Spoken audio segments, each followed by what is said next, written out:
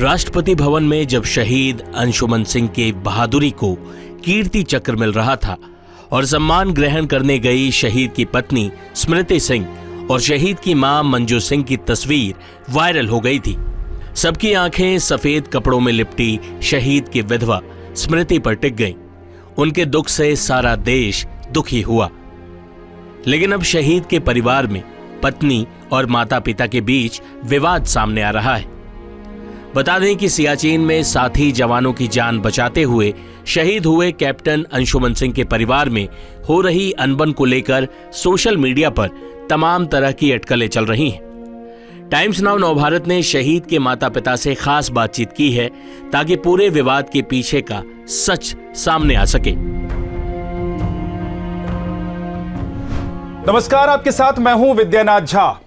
19 जुलाई 2023 को सियाचिन ग्लेशियर में आर्मी के कैंप में आग लग गई। अपने साथियों को बचाने के लिए उस आग में अंशुमन सिंह कूद पड़े, कैप्टन अंशुमन सिंह, और उन्होंने बलिदान दी, जिसके बदले उन्हें कीर्ति चक्र से नवाजा गया है। उनकी पत्नी स्मृति और उनकी माताजी ये सम्मान लेने के लिए राष्ट्रपति के पास पहुंची थी। और एक तस्वीर जो बहुत वायरल हुई सोशल मीडिया में, वो तस्वीर ये थी कि स्मृति की सफेद साड़ी वाली तस्वीर जिसमें उनकी आंखें भरी हुई थी। पूरे देश ने इस तस्वीर को देखा, पूरे देश का दर्द छलका। आज अंशुमन के माता पिताजी हमारे साथ मौजूद हैं इस वक्त। बहुत बहुत स्वागत है। हमारे साथ रवि प्रताप सिंह जी हैं, बहुत स्वागत है सर आपका। और माताजी मंजू सिंह हमारे साथ है। माताजी, आपका भी बहुत बहुत स्वागत है। Thank you. बहुत सारी बातें सोशल मीडिया के जरिए लोगों तक पहुंच रही हैं रवि प्रताप जी, और उसमें एक बात यह भी है कि आपकी बहू जिनकी शादी आपके पुत्र के साथ सिर्फ 5 महीने पहले हुई थी, वो क्या आपके साथ रहती हैं? क्या आप लोग एक ही घर में, एक ही मकान में रहते हैं या अलग अलग रहते हैं आप लोग? अभी क्या हो रहा है? कहाँ आपकी बहू रहती हैं, आप लोग कहाँ रहते हैं? घर में क्या चल रहा है? देखिए, हमारी बहू 13 के अगले दिन यानी 4 अगस्त को ही सुबह यहाँ से हमारे घर से चली गई थी, जब हम लोग अभी देवरिया थे। और वो जाते समय नोएडा से जिस फ्लैट में रहती थी हमारी बेटी के साथ, अपना सारा सामान पैक करके ले गई।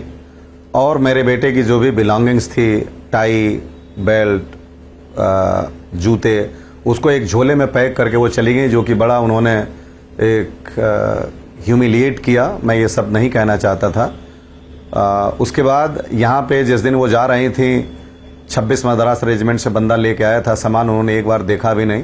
तो हमने सोचा चलिए कोई बात नहीं, उनको थोड़ी तकलीफ रही होगी। लेकिन जब मेरी बेटी पहुंची और देखी कि ऐसे सामान एक झोले में पैक है, बाकी सब कुछ वहाँ से वो अपने 3-4 सूटकेस में 5 घंटे रही थी नोएडा में, लेकर के 4 घंटे करीब लेके गई थी। तो हमें लगा कि चलो कोई बात नहीं। तो वो ये कहती रही कि हम थोड़ा स्टेबल हो जाएंगे तो ये करेंगे। लेकिन वो 10 दिन बाद ही किसी स्कूल में पढ़ाने चली गई थी। और उसके बाद इसी स्टेबल होते होते जब उन्होंने धीरे धीरे हमारे से रिश्ते तोड़ने शुरू कर दिए, यानी एक जो सिम था जो मेरे पुत्र के नाम पे था, और उससे उनकी माता, उनकी बहन, उनके भाई, उनकी पत्नी सब लोग पोस्टपेड सिम यूज़ कर रहे थे, और प्राइम सिम एयरटेल का उन्हीं का था। उन्होंने उस सिम से सबको एलिमिनेट किया और सबको पोस्टपेड से प्रीपेड में कर दिया था, और उसमें से सबको निकाल करके ख़त्म कर दिया था। एक एटीएम जो इनकी माताजी के पास था, उन्होंने उसको 8 अगस्त को ही, 8 अगस्त या 9 अगस्त को लगभग 4:37 पे ब्लॉक कर दिया था उस नंबर से। मेरे बेटे का जीमेल अकाउंट भी उन्होंने बंद कर दिया। ये चीज़ें जब धीरे धीरे जाती रही, उन्होंने धीरे धीरे बात करना भी बंद कर दिया। 6 महीने बीतने के बाद जब 1 फरवरी को, 26 जनवरी को हमारी पत्नी ने कहा कि एक पूजन है बेटा और उसमें पत्नी का होना आवश्यक है, तो घर में हमने आत्मा की शांति के लिए जो पंडितों ने इस धार्मिक मर्यादा के हिसाब से बताया था, उसको ऑर्गेनाइज किया।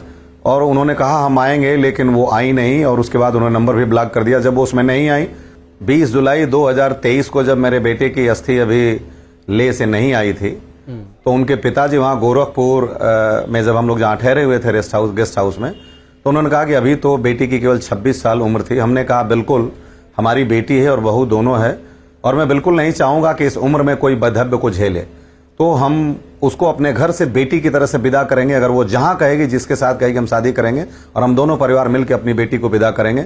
अगर वो ये कहती है कि नहीं हम इसी घर में रहेंगे और शादी नहीं करेंगे, तो जो भी मेरे छोटे बेटे से संतान पैदा होगी मैं उसको पासान करूंगा, पहली संतान बेटा हो या बेटी, और नाम अंशुमान का दिया जाएगा, और सारी जो एंसेस्ट्रल प्रॉपर्टी है वो सब पासान होगी उसको। तीसरी शर्त हमने उनसे कहा था कि अगर वो ये कहेगी कि नहीं मैं शादी घर में कर सकती हूं, तो मैं, मेरा बेटा 2 ही साल छोटा, मैं उससे भी शादी करने के लिए तैयार हूं। लेकिन ये उसी दिन की बात है, और उन्होंने कहा था कि मैं तो अपनी जिंदगी में मूव ऑन हो जाऊंगी। और अभी निश्चित रूप से देखिए, एक पत्नी का दुख बहुत बड़ा होता है। अगर कोई बच्चा होता जो अपने पिता को नहीं देखा होता तो उससे बड़ा दुख किसी के पास नहीं होता। लेकिन वो ऑस्ट्रेलिया जा रही हैं स्ट्रक्चरल डिजाइन के लिए, जो कि उन्होंने ऑफिशियल तौर पे कहा था वहां आर्मी अधिकारियों से। तो वो जब सेटल होने, उनका भाई ऑलरेडी पीआर है वहां ऑस्ट्रेलिया में, जब वो हमारा परिवार के हिस्सा हो के हमें कुछ भी पता नहीं, वो अपनी प्लानिंग के साथ ऑस्ट्रेलिया जा रही हैं। और सबसे बड़ा दुख, ये पब्लिक डोमेन में करने का मतलब है, ये शोभा देने की बात नहीं है। पारिवारिक संरचना का ताना बाना अगर सरेबज़्म जाता है तो कभी भी किसी व्यक्ति के लिए ठीक नहीं रहा, क्योंकि मर्यादाएं जितनी अगर पर्दे के अंदर हो वहीं तक शोभा देती हैं। बाहर जाने के बाद, सरेबज़्म होने के बाद किसी मर्यादा के आक्षेप का आज तक निराकरण या निवारण हुआ नहीं। तो मैंने उनसे कहा था कि जो ये बहादुरी का चक्र मिला है, एक बस्ट लग रही है हमारे बेटे की यहाँ लखनऊ में, आप दें और इसको हम उसके छाती पे लगाएंगे, और जिस दिन इसका अनावरण होगा बस्ट का, उसके बाद हम ससम्मान आपको वापस कर देंगे। उनके पिता से कहा था, और 26 रेजिमेंट के जो पंजाब रेजिमेंट के सीओ कर्नल नेरोल साहब हैं, उनसे भी 2 बार ये मैसेज दिलवाया था जिस दिन वो लोग गए, लेकिन कोई जवाब उनका नहीं था। वो बोले कि हम इस पे सोचेंगे, और कोई जवाब उनका नहीं था। और मैं एक पिता होकर के उस कीर्ति चक्र को हाथ में भी लेने का सौभाग्य नहीं पाया। तब ये जब दर्द छलका है तो दर्द का हद से गुजरना है, दवा हो जाना, फिर ये बातें सरेबज़्म हुई हैं। मैं नहीं चाहती थी कि पब्लिक हो, पर ये तो सवाल उठना ही है ना, बहू कहाँ है, बहू कहाँ है। तो हम मजबूर हो गए बताने के लिए। नहीं तो 1 साल हो गया, हमारे परिवार वाले को भी पता नहीं था कि मेरी बहू कहाँ है। हम बताए नहीं थे। मेरे पिताजी को ये बात नहीं था कि हमारी बहू हमारा घर छोड़ के चली गई। हमारे भाइयों को ये पता नहीं था राष्ट्रपति भवन में जाने से पहले तक कि हमारे साथ ऐसा हुआ है। मैं भगवान शंकर जैसे विष पी करके जी रहा था, ये उनके पिता को भी बताया था। लेकिन जब सारा चीज खत्म हो गया तब मैंने अपने पिता को फोन करके दिल्ली से बताया। जब वो बोले कि बातचीत हुई है, क्या हो रहा है, बहू कब आ रही है, मैंने कहा अब आप उस ख्याली पुलाव में न रहें, वो अपनी जिंदगी में आगे बढ़ गई हैं और आप इस सत्य को स्वीकार एक चीज और बताइए कि मैंने कई जगह जो मैं पढ़ रहा था तो मुझे पता लगा कि स्मृति जो है वो एक मल्टीनेशनल कंपनी में काम कर रही हैं, इंजीनियर हैं। आप बता रहे हैं कि वो किसी स्कूल में पढ़ा रही हैं, सच क्या है? जी वो NIT जालंधर से बीटेक की थी सिविल इंजीनियर में, और मेरा बेटा भी वहां से बीटेक में एडमिशन लिया था केमिकल इंजीनियर में। वो ICIC लोम्बार्ड में काम कर रही थी शादी से पहले। शादी के बाद उन्होंने वहीं से छोड़ दिया, और उसके बाद मेरी जानकारी के हिसाब से किसी मल्टीनेशनल कंपनी में नहीं है। अगर हो तो मेरी जानकारी से परे है। इतनी मेरी जानकारी है कि वो किसी स्कूल में पढ़ा रही हैं। कौन से स्कूल में पढ़ा रही हैं इसकी भी जानकारी मुझे नहीं। कहाँ रह रही हैं? इनके पिताजी भी कहे कि वो पढ़ा रही हैं अभी। नोएडा या बेंगलुरु, कहाँ रहती हैं आप? नहीं, वो गुरदासपुर में अपने वो दीना नगर गुरदासपुर अपने पिताजी के साथ रह रही हैं। तो मान लीजिए कि मैं तो एक रिटायर्ड हूं और पेंशन पा रहा हूं, और मेहनत करके जो भी मेरे बच्चे हैं मैं उनको पाल लूंगा और मुझे जरा भी फिक्र नहीं है। लेकिन वो लोग भी जिनका एक एक बेटा है, मेरे साथ भी एक आए थे, उन्होंने शायद पब्लिक नहीं किया, उनकी पत्नी भी चली गई। और मैं आपको बताऊं, मेजर मोहित शर्मा को भी अशोक चक्र मिला था, और गाजियाबाद में उनकी माताजी रहती हैं, जो कि उन्होंने उस कर्ज भी दिया था अपने बेटे के नाम का उस मकान का, और वो मकान भी उनके पास नहीं है। तो बहुत से लोग जो रोड पे आ गए। तो इसमें एक रेशनल चेंजिंग होना चाहिए इनोके का, कि अगर आपके पीछे लेगेसी कितनी है, कम से कम देखिए माँ बाप का दुख कभी भी इस शहादत से, हमारी जिंदगी से मौत के हम जितने करीब जाएंगे बढ़ता जाएगा। क्योंकि एक मेरा बेटा है, कल को अगर वो पानी नहीं देगा तो मुझे मेरा बेटा याद आएगा। अगर हमारे पैर नहीं चलेंगे तो मुझे मेरा बेटा याद आएगा, मैंने डॉक्टर बनाया था। मुझे अंतिम समय में ये दुख रहेगा कि मेरा बेटा होता तो मुझे मुखाग्नि देता, जो कि हिंदू माइथोलॉजी में बड़ा बेटा ही पिता को अग्नि मुखाग्नि देता है। तो माँ बाप का जो दर्द है वो ग्रेजुअली उस एकम के चांद के माफिक है, जो पूर्णिमा को मौत के दिन पूर्ण रूप से हमारे लिए भयावह हो जाएगा, किसी के लिए भी। और बाकी सारे लोग, भाई बहन, इनके over a period of time अपनी अपनी जिंदगी में खुश हो जाएंगे, खत्म हो जाएगा। अगर मेरी बहू शादी करती हैं जैसा कि वो कह रही हैं, या उनका वो अभी है, वो तो शादी करेंगी, कोई प्यार करने वाला पति मिलेगा, उनके बच्चे होंगे, तो निश्चित रूप से कुछ दिनों के बाद, कालांतर में 10, 20, 50 साल के बाद वो ये भूल जाएंगे कि मेरी जिंदगी में अंशुमान जैसा भी कोई व्यक्ति था, या यादा कदा किंचित किसी दिन कदाचित किसी स्पेशल ओकेजन पे याद करेंगी। लेकिन माँ बाप तो रोज याद करेंगे। इसलिए जो ये उनके का है, ये जो पुराना ट्रेडिशन है, इसमें वार्ता हो करके और एक कॉम्पिटेंट फोरम पे जी डिस्कशन के साथ इसमें एक जो है कंप्रहेंसिव या आप कहें कि ट्रांसपेरेंट चेंज होना चाहिए। जब राहुल जी वहाँ मुझे भवन में मिले तो मेरे दिमाग में यही चल रहा था, जो चार दिन से बहू हर जगह खड़ी हो रही थी, एक बार अपने सास को देखी नहीं अपने आंखों से कि ये कैसी है। पूछना तो दूर की बात है, एक माँ बेटी के रिश्ता का भी उन्होंने ऐसे घृणा से देखा कि एक बार नमस्ते भी नहीं किया। तो मुझे बहुत दर्द हो रहा था कि एक बार देखी भी नहीं, जिसको मैं अंशुमान से ऊपर रखा था। और ये भगवान मुझे सांस दिया है, झूठ नहीं बोल रही हूँ। मैं उसको बोलती थी मेरा अंशुमान तो फौज के लिए बना है, वो वहाँ रहेगा, तू मेरे साथ रहेगी, तुम्हारे साथ मैं रहूंगी, तू मेरा अंशुमान ही है। पर उसने मेरे तरफ देखा भी नहीं। तो मुझे उस दिन सडनली मैं बहुत दुखी थी। तो राहुल जी जैसे आए मेरे सामने में, मुझे देखे और मुझे सर पे हाथ फेरे और सांत्वना देने लगे कि हम आपके साथ हैं, दुखी ना हो, बहुत बड़ा काम करके गया है। तो मेरे दिमाग में यही आया कि मैं इसको, जो मैं दर्द झेल रही हूँ, आगे माँ बाप न झेले जो दर्द मैं महसूस कर रही हूँ। और कुछ नहीं माँ बाप को चाहिए होता है, औलाद चाहिए होता है। पर जब औलाद भी नहीं है और वो सम्मान भी बहू नहीं दे रही है, सम्मान के लिए मैं तड़प रही थी और कुछ नहीं सर, एक चीज और कुछ जोड़ना भी चाहूंगा नहीं। सर, हमारे बेटे का जो ऑफिशियल परमानेंट एड्रेस है वो भी उन्होंने 5 फरवरी 2024 को बिना हमारी कंसेंट के और बिना हमारी जानकारी में चेंज करा दिया। जो हम राष्ट्रपति भवन में गए तब पता चला कि अधिकारी का जो जिला सैनिक बोर्ड है वो भी चेंज हो चुका है, फ्रॉम देवरिया टू गुरदासपुर। रवि प्रताप जी, क्या कभी बहू से मुलाकात करने का मन किया? आप लोगों ने फोन किया, गए मिलने के लिए, उन्होंने मुलाकात की आप लोगों से? क्योंकि उनके लिए भी बहुत मुश्किल वक्त है। देखिए, उनकी जो माता जी थी, बहू की माता जी, वो 3 अगस्त से पहले तो हमारे से बातचीत करती थी, उसके बाद उन्होंने किसी को फोन नहीं किया। उनके पिताजी ने कभी हमको फोन नहीं किया।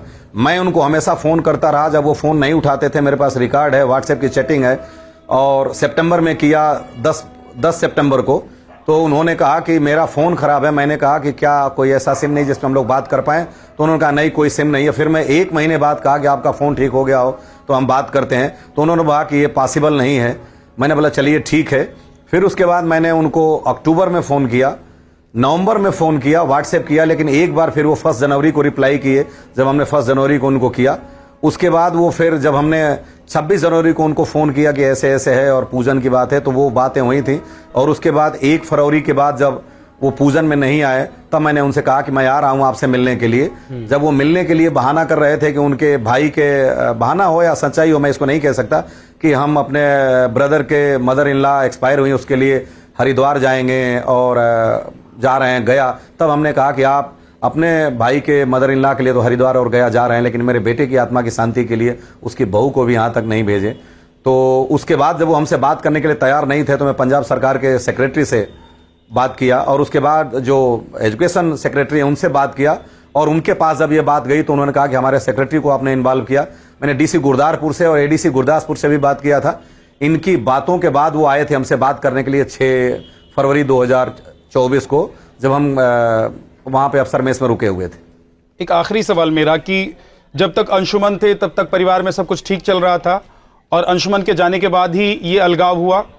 बिल्कुल ठीक, बिल्कुल ठीक था। हमें तो बिल्कुल पता नहीं था। हमारी बहू ने ही 19 जुलाई को ये कहा था कि अप्पा वहां से फोन आया है कि वहां ऐसा इंसिडेंट हो गया है। फिर हमारी बेटी और बहू वहां से आई यहाँ पे लखनऊ में सब कुछ ठीक था। हम एक ही साथ यहाँ गए, वहां रहने के बाद हम लोग ठीक से सारे 13 ही अपना जो शिष्टाचार था वो निभाया। उनके पिता तो चले गए थे और उनके भाई, उनकी माता जी मेरी बहू रहीं और उन्होंने सडन मुझे 2 तारीख को कहा था कि अगले दिन जाना है। मैंने कुछ वहां पे औपचारिकताएं रखी हैं। मैंने कहा 1 दिन रुकने दीजिए, सारी औपचारिकताएं मैं पूरा कर लेता हूं धार्मिक, उसके बाद ले जाएं। तो 3 तारीख को सारी औपचारिकताएं मैंने पंडित को बुला करके, जो गंगा किनारे या सरजू किनारे हमारा हुआ था, वो चीजें थी, वो हमने पूरी कराई अपनी बहू की। उसके बाद वो बहू जब आई थी लखनऊ तो हमारी बेटी भी साथ साथ में आई थी और मेरी बेटी ने उनको चाय बना के पिला करके और बड़े प्रेम से वो भेजा था और वो गई वहां से। और उसके बाद जा करके जब उन्होंने जाते समय बेटी से कहा था कि हम नोएडा जाएंगे, तब उसने, वो भी यहाँ थी, तो फ्लैट की चाबी एक बंदा लेके आया था। उसके बाद वो 4 घंटे उस फ्लैट में रही और पैकिंग करके गई और उसके बाद हमने पूरी सिनारियो और सिचुएशन आपको पहले बता दिया। तो हमें आज तक ये पता नहीं चला कि बात तो मन वचन या कर्म से मेरे साइड से, मेरी वाइफ की साइड से, मेरी बेटे की साइड से या एंटायर मेरे फैमिली की साइड से कभी कुछ हुआ ही नहीं। मेरे पिताजी को तो प्रेसिडेंट हाउस पहुंचने के बाद मेरे परिवार को पता चला कि अब वो ऐसा हो गया। यह एक शहीद के परिवार का मामला है, इसलिए चाहे वो शहीद की पत्नी हो या शहीद के माता पिता, दोनों पूरे सम्मान के अधिकारी हैं। लेकिन इस केस ने शहीदों के उत्तराधिकार को कैसे तय किया जाए, इस पर बहस तो छेड़ ही दी है। टाइम्स नाउ नव भारत डिजिटल की रिपोर्ट।